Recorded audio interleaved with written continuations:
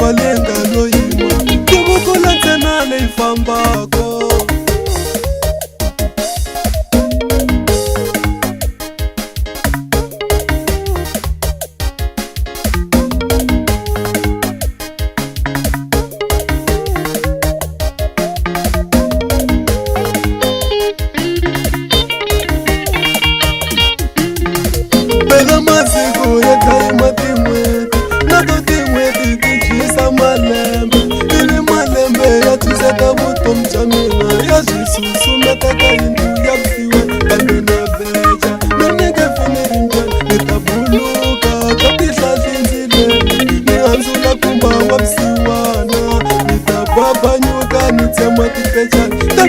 vusiwana leti swi ni komba hi ritiyo kanana ya mina ni ta yi aka ni nge tshami vukumbini vutomi hinkwabyo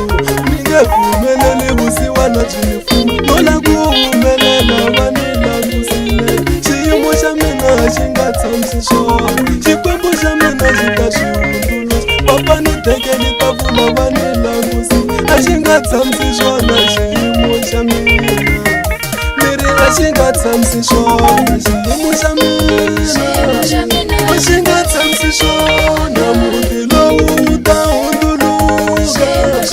a xi nga tshamisi swona maniste swa hundzuluka a xi nga tshamisi swona swa vana va mina swi ta hundzuluka a xi nga tshamisi swona swa makwenu wa mina swi ta hundzuluka a xi nga tshamisi swona